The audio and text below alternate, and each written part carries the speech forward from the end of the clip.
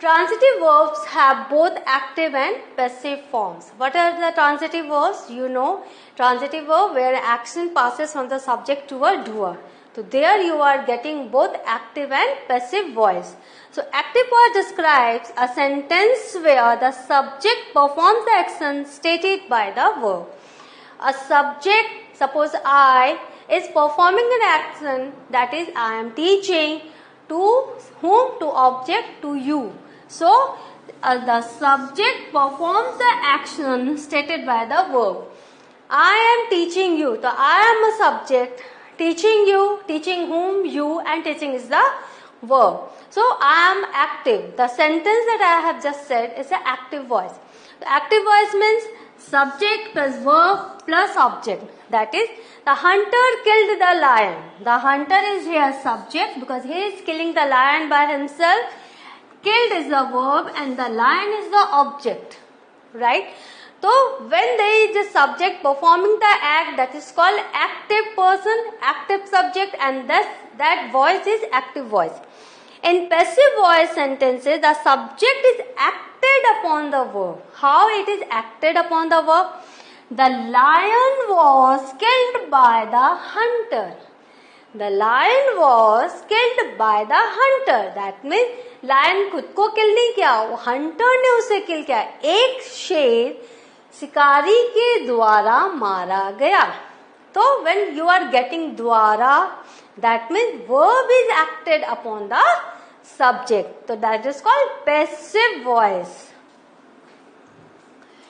Now, why it is very important to have active voice? In most situations, we use the active voice for several reasons, right? What are the various reasons? The active voice is more concise. In active voice, you don't have to add preposition, many prepositions. By, you don't have to write, right? Then, the active voice is therefore more concise. It is short, crisp.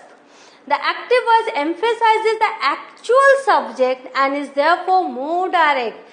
The active voice subject is very much direct. You know, the doer is the subject. So, subject is the doer. So, subject is very much direct. For example, I teach you. Here, this is active voice. Active. Here you are seeing I is I, subject. It's very clear that I is the subject teaching you. I teach you. So you is the object. So, and this is very short also. See, I teach you. It is very concise and it is very direct. You can understand who the subject is. I is the subject. Now, the active voice is more forceful. I teach you. Here you are getting force. Here you are getting emphasis. The subject is doing. Here is importance on the doer. Subject is stating his or her action. So, here it is more concise. Here it emphasizes the actual subject. That's why it is more direct and it is more forceful. So, that's why we write in active voice. Now, strong writing requires active verbs. When you need to say others about your actions, you need active voice, right? So, in active verbs, you are creating importance of your own work. The subject's work is getting more importance when it is written in active voice. It conveys conviction, yes, because the subject, the doer is stating, the doer is doing, it is visible, it is quite obvious that the person who is saying, the doer, the subject who is stating, it's correct. So, we are very much convinced by that. So, it conveys conviction and it presents strength to our writing. When you are writing your own activities, that means your writing is becoming a document. So strong writing requires active verbs. For example, the project is expected to be completed on time. If you write in this, the project is expected to be completed on time. It is in a passive voice it is written because the project will completed by someone else. But if we write, we expect to complete the project on time, it is more forceful, it is very much conviction is here, and it is very strong. We love to trust the person, trust us, ki yeah, we are expecting. But here you are seeing the project is expected to be completed on time because you cannot say ki whether there is a conviction or not, whether it is sure or not. कहने के लिए सिर्फ आपने कह दिया. So this is the difference between active and passive. So whenever you require to write your strong messages, please write in active voice.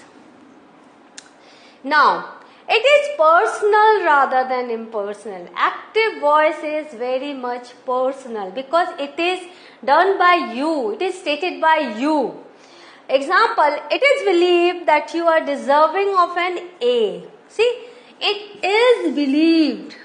So, in a very passive voice it is said. But if I say, I believe you deserve an A, that means here it is very personal. Here I am expressing my thought. So, here it is very personal. So, here it is active voice. It's very personal rather than impersonal. Now, it acknowledges responsibility. When I am saying something with full responsibility, I am saying. So, it acknowledges responsibility. You were misjudged, that is the passive voice. But if I write in this way, I misjudged you. That means I am showing my feelings and I am very true to my feelings and I am saying I misjudged you. That means I am accepting my responsibility of not judging you correctly. I misjudged you. It can shorten a sentence made longer than necessary by passive verb. As in a passive voice, you have seen passive voice sentences are very long, longer than the active voice. So if you write in active voice, the structure of the sentence is shorter than the passive voice. For example, merchandise was marked down because of poor retail sales. Right? Merchandise was marked down because of poor retail sales. That is in a passive voice. And if we write in an active voice, it is poor retail sales forced markdowns of merchandise. So you are seeing only few words and your sentence is complete, your sentence is complete. So this is your active voice. Now it's not necessary that only active voice is important. Passive voices is also important and you need to know what is its importance. You do not want to name the actor of the action. If you don't want to say who the doer is, then you need to write it in a passive voice. As in a political speech, we always say, it is said, it is done, it is believed. So, we write in passive voice. The alternatives have been exhausted. By whom? We don't want to say the name of the actor. And this government tried everything else first. And now in active voice, we are writing this government because we will have to write the doers. And if we want to hide the doer name or the actor of the action, we will have to write it passive voice.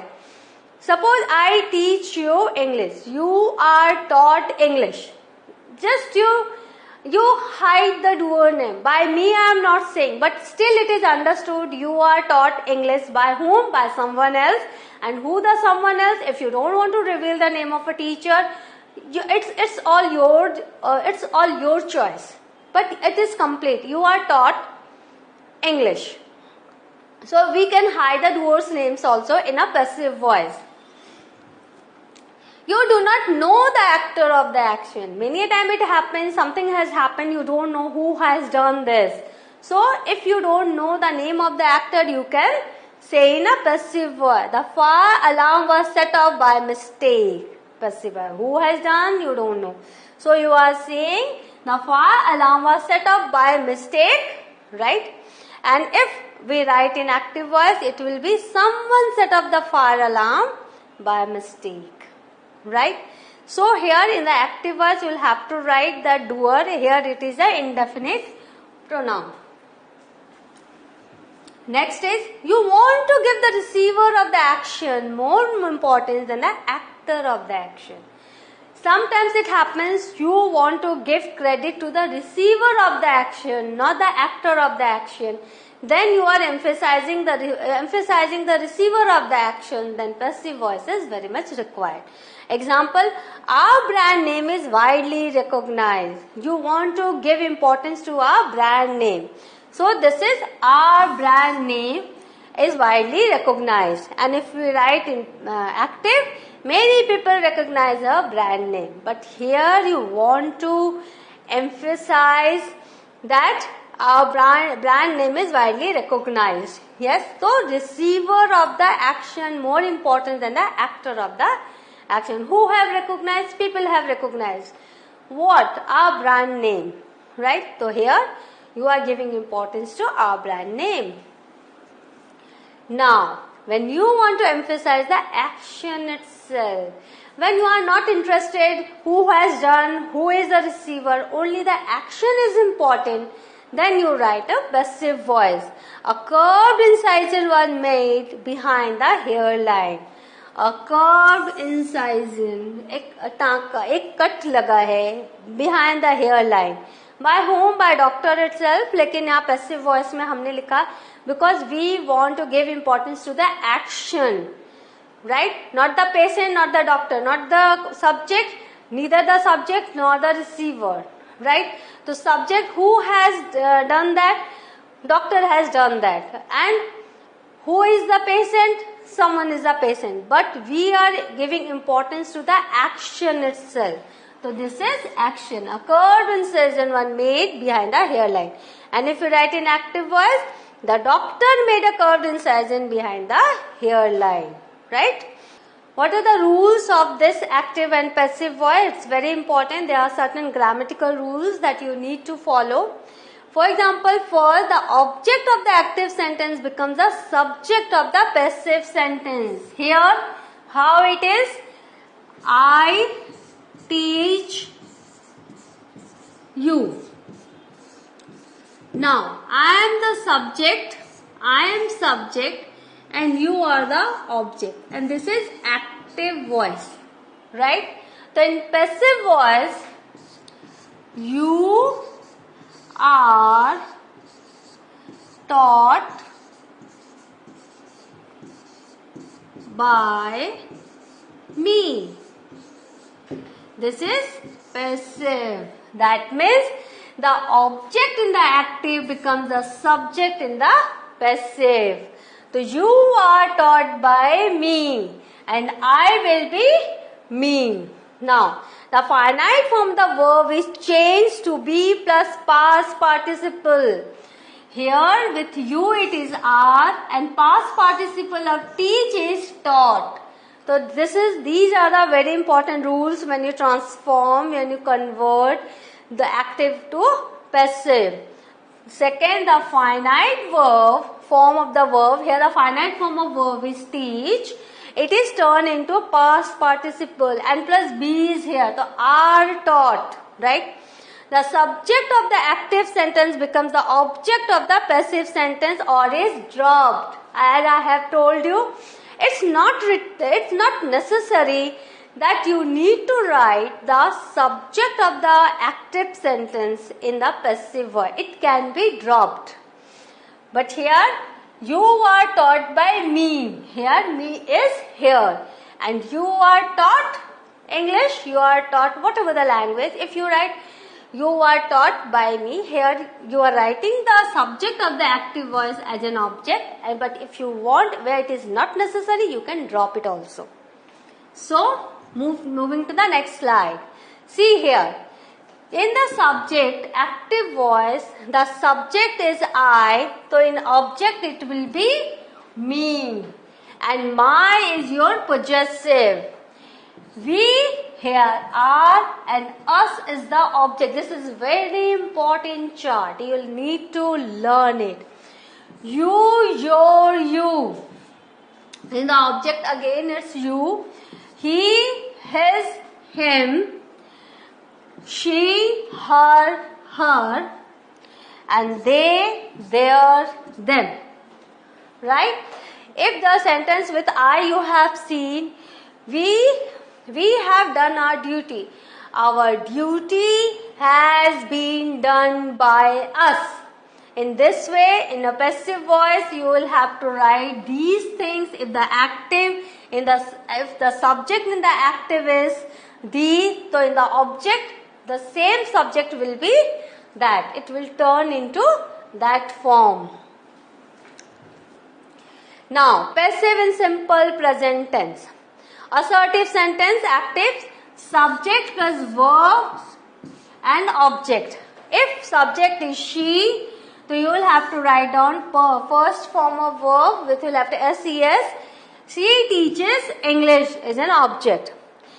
Passive voice, subject plus be plus verb 3, that is past participle plus preposition plus object.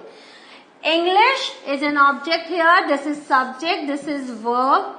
According to third person singular, here it is ES. But here the object is English. So English is there. Subject as a subject. Is here taught. This is the third form of teach. By, she will be her, as I have told you earlier. And by preposition you need to add. So English is taught by her. In negative sentence, active S, subject plus do, does plus not plus verb 1 plus object. She does not or doesn't teach English. This is the abbreviation form of does not teach English. So passive will be subject plus be plus not plus verb 3 plus preposition plus object. English is not or isn't taught by her. So this is your format. You will have to follow the format, and if you go through the sentences in active and passive, you will get this format. Interrogative, assertive, as you know, your be will be earlier in the first, the do, does plus subject plus verb 1 plus object. So does she teach English? Now in the passive voice, be plus subject plus verb 3 plus preposition plus object. Is English taught by her at Learn ESL Academy? Any academy you can say. So is English taught by her? Now negative interrogative, active, don't, does, doesn't plus subject plus verb 1 plus object. Doesn't she teach English? And here will be passive, be not plus S plus V3 plus preposition plus object. Isn't English taught by her? So in this way you are seeing that there is a grammatical format for writing each and every sentence in active and passive, in assertive, in negative and in interrogative. Now WH information question. If there are WH, who, where, whom, why. So WH plus do, does plus subject plus verb 1 plus object. Where does she teach English? Now in passive, WH plus B plus S plus V3 plus preposition plus object. Where is English taught by her? The same rule you need to apply in all type of sentences, but you will be very careful about the correct format of sentences. Now what have you learned today? We have learned why active sentences are important, why passive sentences are important, how you make active and passive in simple present tense and all type of sentences. In the next class, I will be with some more interesting grammatical lessons for you. Till then, revise the lesson and wait for me. Thank you.